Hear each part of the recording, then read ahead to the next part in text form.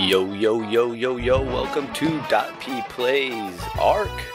I am Easy, and with me, a fresh DotP guildie who came in fairly recently but has never left since and has spent a huge amount of time contributing to the tribe and its development within the game of ARK, which gives him a prominent spot on any DotP Plays ARK episode coming up, Mr. Red Hot. What is up, sir? Hello. How are you doing, man? Doing pretty good. How are things going in your real world? We've been spending a lot of time gaming together because we're nursing injuries together. It's the thing that bonds us. Right. I actually just got my cast off today, so I'm starting home therapy, getting my thumb back in action. And that involves the WASD keys, correct? Yeah. Perfect. That's gonna really increase your viability on our Left 4 Dead games. For sure. Being able to crouch and jump when needed. Definitely an important skill set, but we're not here to talk about Left 4 Dead. We've got Left 4 Dead coming up later in the week. We are here to talk about ARK, and you stepped into the ARK tribe day one, right? Yeah, once we made the official jump to official 48, I was there day one. So we got into ARK 48 together, and we began the journey of trying to find each other. And that initially involved Denomalos, right? Yep, and Joe Schmo maybe within an hour after that. So the four of us on this journey to find each other and begin what would eventually become the DotP tribe that we have evolved to today. Probably about 3 weeks ago. Now we're saying maybe 3.5 weeks ago. Game came out, right?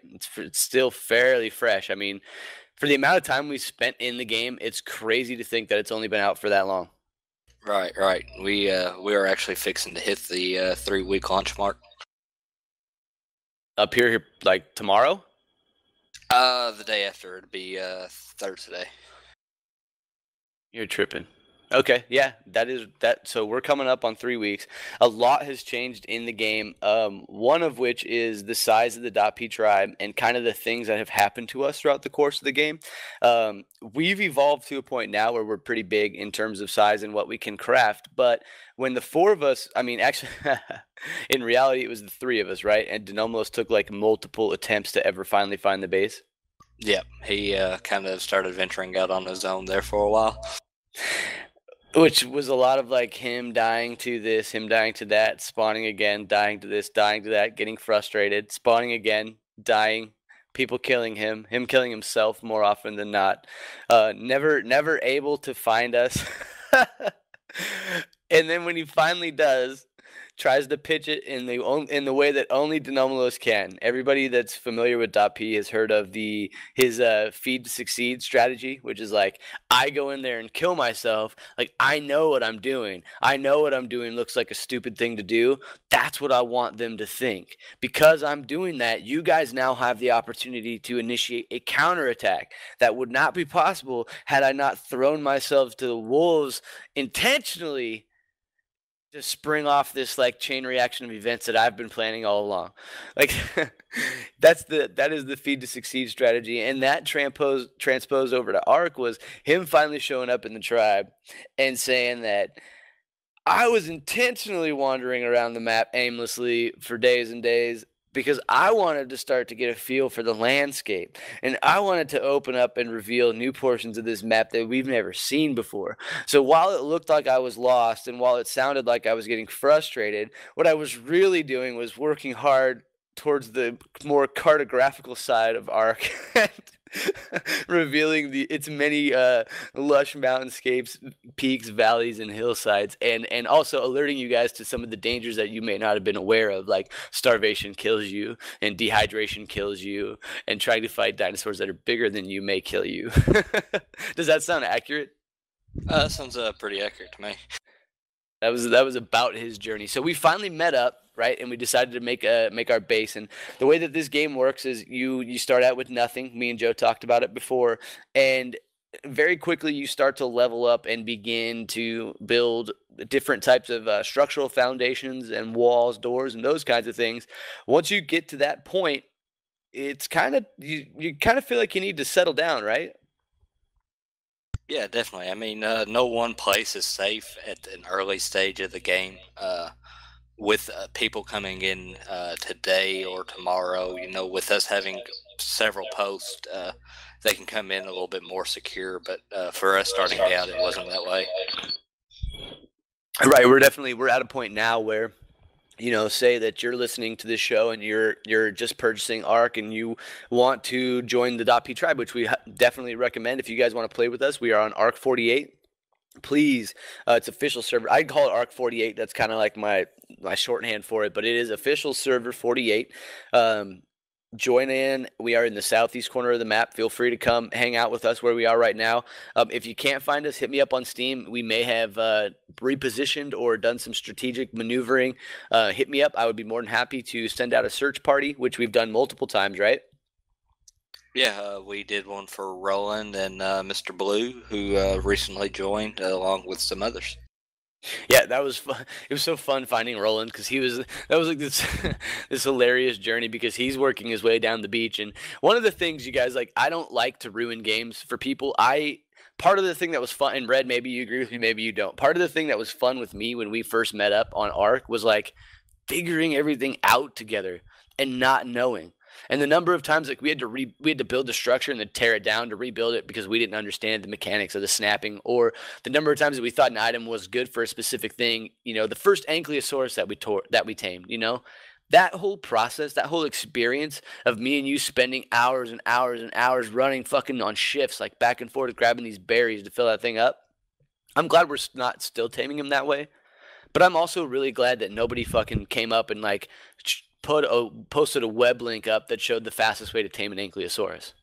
Right, right. I mean, that does give it a more realistic feel to the game. Well, I mean, let's be real here. We're not like going for like, hey, I'm dehydrated. If I was really dehydrated, I wouldn't be able to move this fast to the lake, so I should be like kind of crawling and pulling myself across the sand. I'm not looking for that.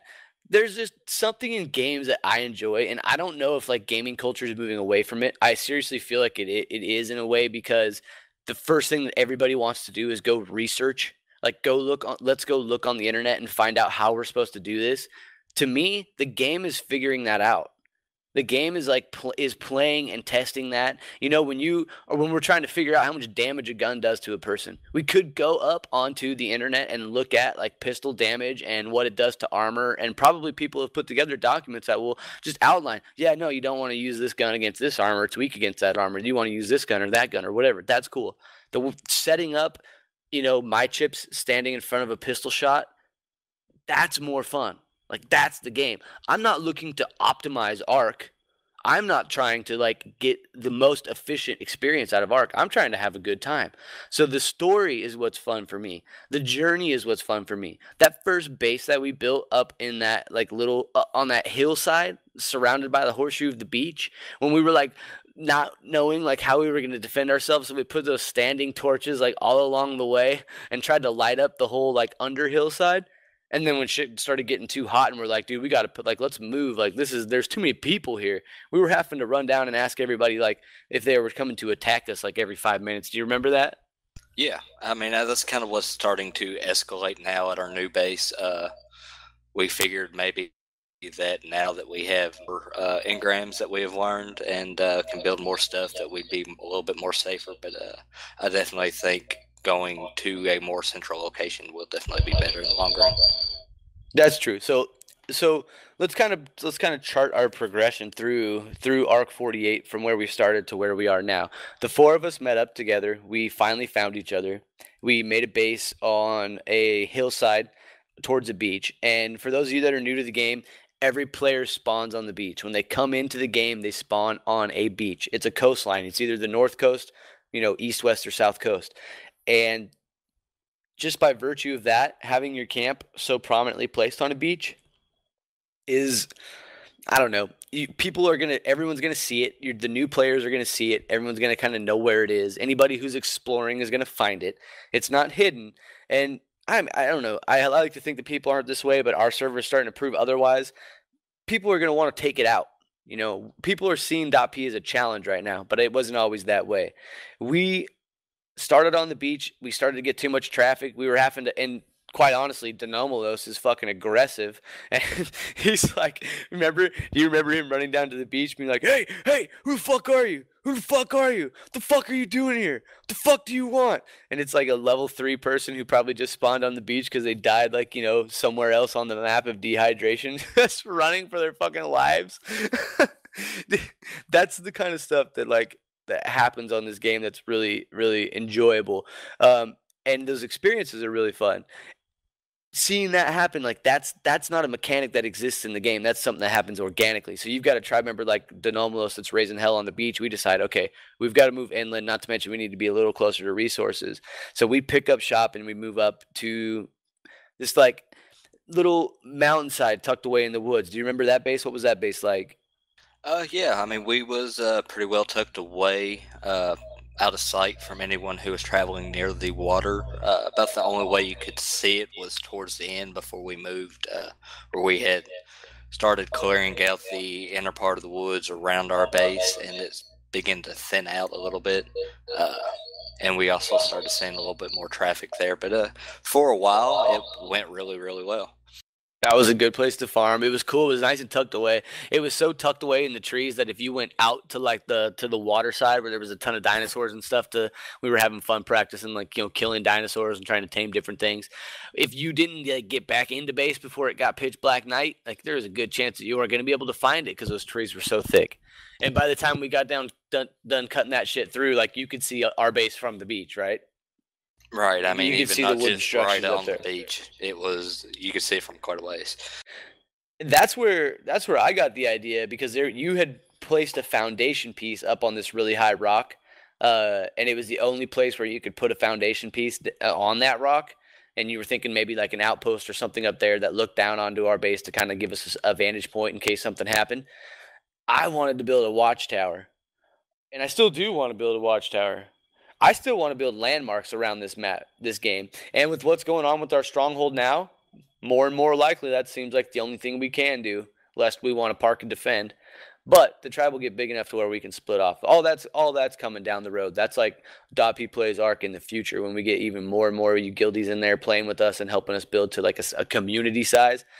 We can start splintering off on those projects. But that's where the watchtower idea was born, was like deep in those woods, because that high rock had a spot where you could build like a spire off of it and a staircase or something that went up it, and create this cool thing that people would be able to see from a lot of different places, but would have to kind of go once they said like, oh, I'm on this beach and I can see that thing up there. It took some work to get through the woods and get up actually to it.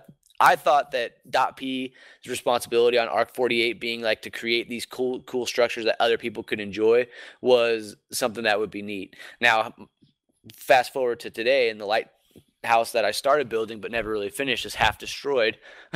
I don't know if that's from dinosaurs or people. What do you think on that?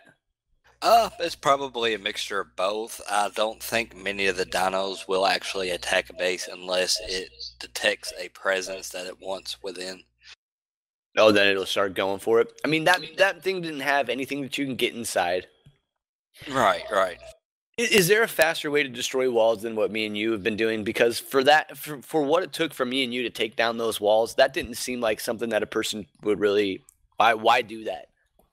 Right. I mean, most of your raiders, what they are going to do, depending on their agenda for the base, if they're wanting to completely demolish you, they are going to focus on the foundation pieces, because those will destroy everything connected to them once all destroyed. So you clear out the bottom of the base and the base collapse. That's definitely not what's going on up with that watchtower. So, I mean, a couple of the ramps have been taken out and a couple of the walls, and they seem randomly destroyed. So it's like, what the fuck? I don't understand. But we'll take a look at that. I still want to build things. It's just if the general population of the server is destructive, then that's not going to work, obviously, So we had our forest base that was kind of tucked away. It got a little too exposed. Not to mention that where it was built was really limiting in terms of its size, right? Like, we couldn't expand that thing beyond what we had very much because we were on a straight hillside. Correct. So we had to take a journey. We packed all our shit up and we went further in north and towards the center of the map, and we found the promised land at that point. Yeah, I mean, it was a really nice spot. We was able to have maybe 3 entryways to our base up on top of the hill. We had water all around. Dinos were pretty lush in the area as well. We were up on a high elevation, so it was the trek from where we were to where once we got to the point where we started needing metal resources, which is, a tier above the stone in terms of mining the rock. You have to either be in a cave area or these special river rocks that may contain metal, or up in a high altitude where you can find the metal rocks that contain the ore in much higher quantities. Those were nearby. We weren't even really fully aware of how much we were going to need that resource until later on down the road. But we were in this king spot. I mean, it was up on this hillside, like Red said. We had water in multiple directions, which meant dinos in multiple directions. Plenty of forest, plenty of materials to farm, and really, really low traffic. It felt like we were the only fucking ones on the server for a good chunk of time while we were playing out there. No hassle. Anybody, like the random passerby, was not bringing us any trouble. They were cutting through.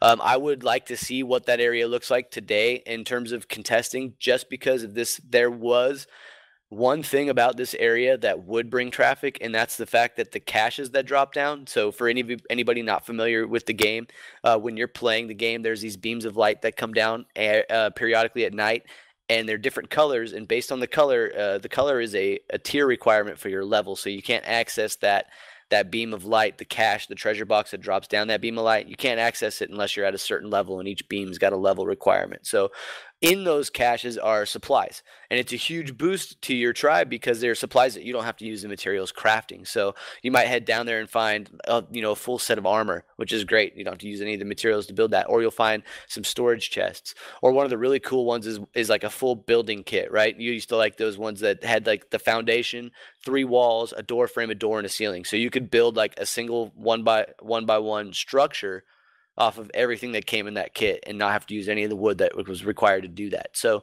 controlling the caches, or having those caches, is a good way to keep your tribe ahead of itself in terms of what it has versus what it's farming. And for us, that was great. They were fucking everywhere. We were making multiple cache runs every time they appeared, catching them with no contest and bringing the supplies back to base. That was like the golden era. I felt like that was like the holy shit, like this is going to be good. Like our tribe was just, and it was just, there's like 4 or 5 of us. This is a slow trickle started to come in at this point, right? Yeah, we had, let's see here, we had me, you, Joe Schmo, Denomos. We might have picked up 1 or 2 while we was there. We didn't pick up a whole lot there.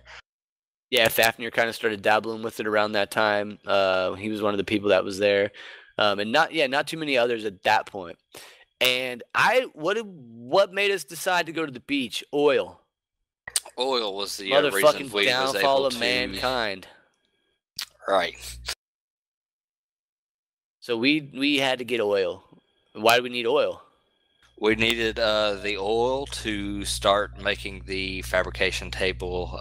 Oil is also used to make gasoline, which we would use for keeping our generator up that we was going to be able to build soon, and get refrigerators and AC units to help us survive the elements a little bit easier. So we saw some things coming in the forms of, you guys fucking ready for this? You know where we started. We started with sticks and stones. We started seeing progression coming in the form of electricity.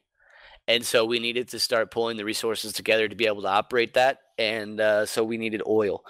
We were fucking far away from what we thought was where the oil is, down in the deep, deep waters of the ocean. You've got to go down to the bottom of the fucking ocean and farm this oil. And we were inland, like getting towards the center of the map inland, not near that resource at all.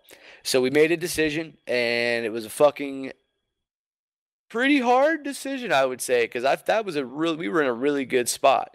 And we packed up all of our shit, and we started a caravan moving to the southeast. And you had found a spot, right? You had scouted out a spot, or had Joe scouted out the spot? Somebody wanted to go to a fucking island, which is what initially pulled us in that direction, correct? Yeah, I believe that was Joe's idea to go to the island.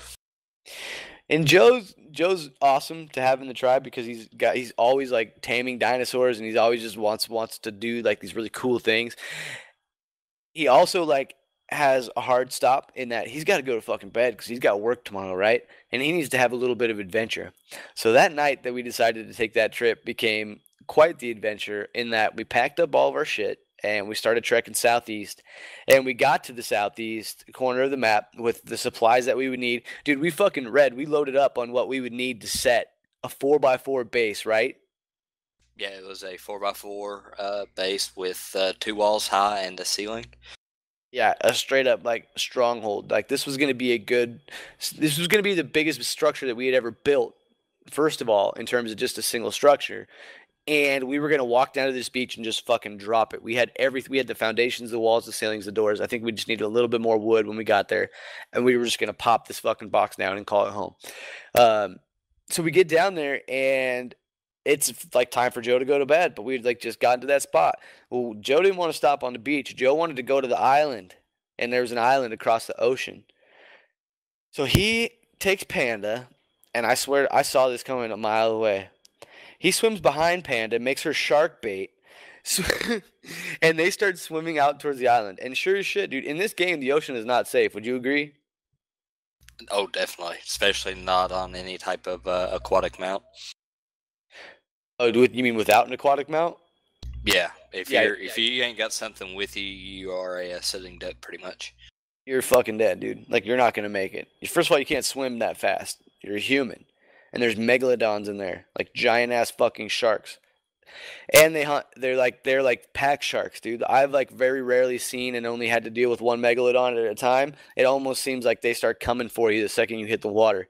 So they're swimming across the ocean towards this island, which that's a long motherfucking way, dude. That island is far.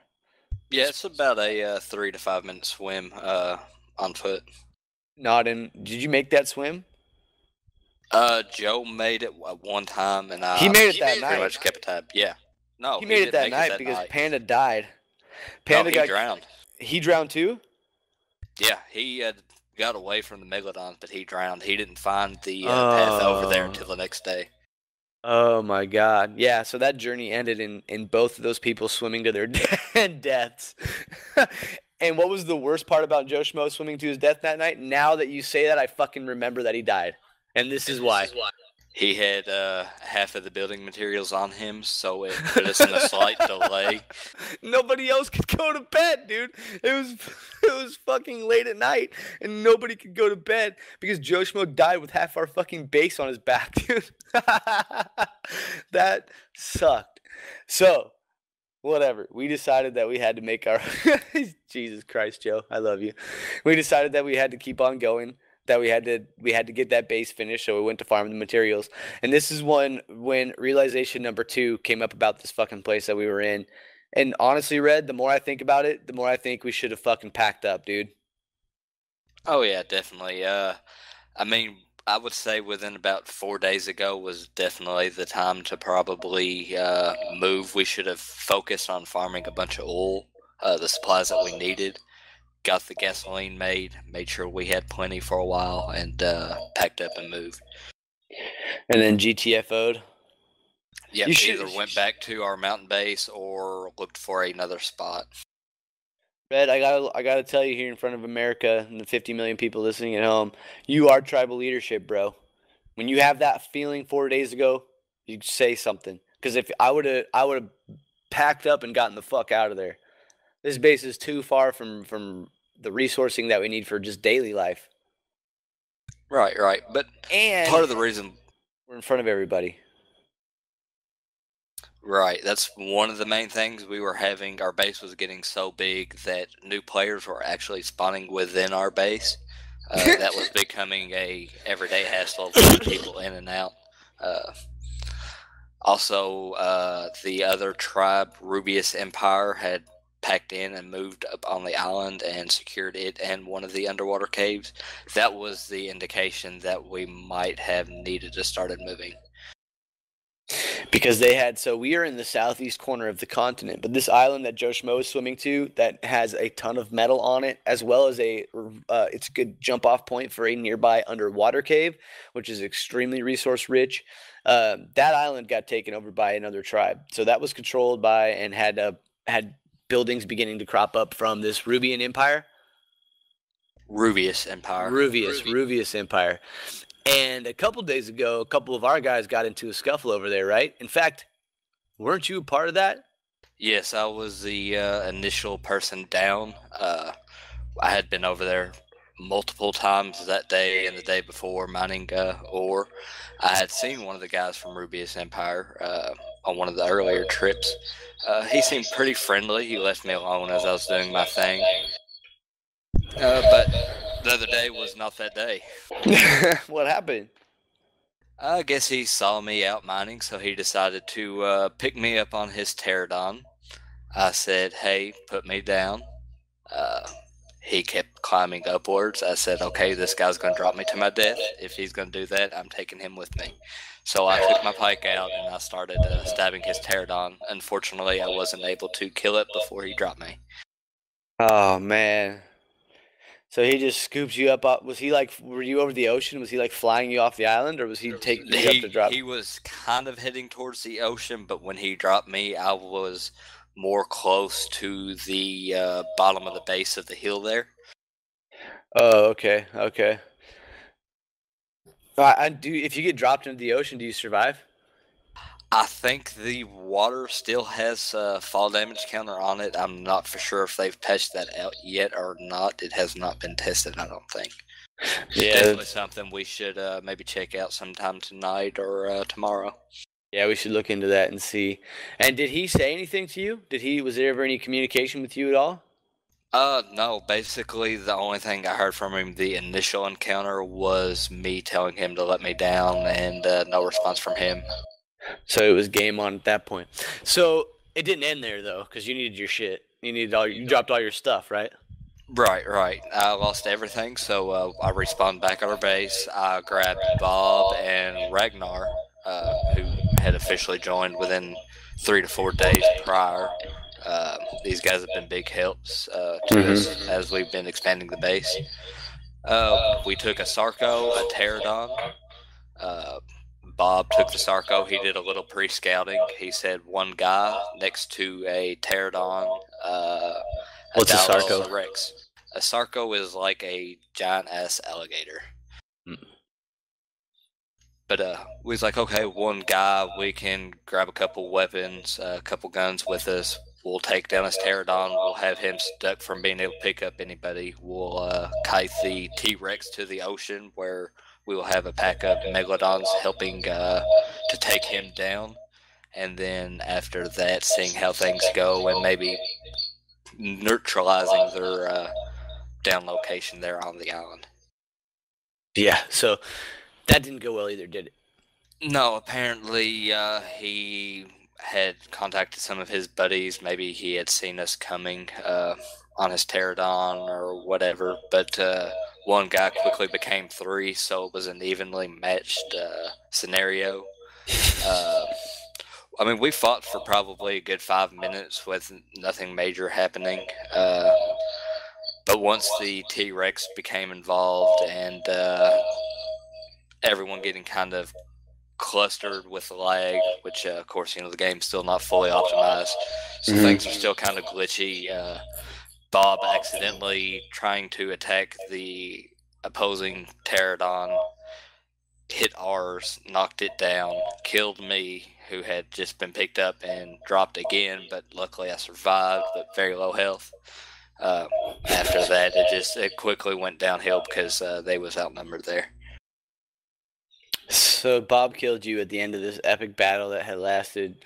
And Secret Bob is somebody that we have met and brought into the group from ARK. So this is a player that joined us in ARK 48 and has since become a member of DotP through the Steam group and has been hanging out with us in-game. A really cool guy. And one of the really exciting things about kind of stepping out and playing new games is getting to meet a ton of new people that are awesome and interested in the same stuff that we're interested in. So we've been able to help grow the guild through playing games like ARK and some of the other stuff that we've been doing.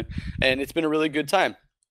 All of that shit happening is a crazy turn of events for what we've got going on with .p on the island. Our goal, our initial mission was to maintain kind of this low-key under the radar presence on the island. Now, I don't think that our base shouts that at all anymore. I think that we've broke that with the Behemoth Gate, and just the size of our tribe kind of takes away from our ability to do that. Not to mention the fact that we've got some people that are very actively speaking in the global chat now, and they're being helpful to other new players that are coming into the server. So the DotP name as a tribe on ARK 48 is out there now.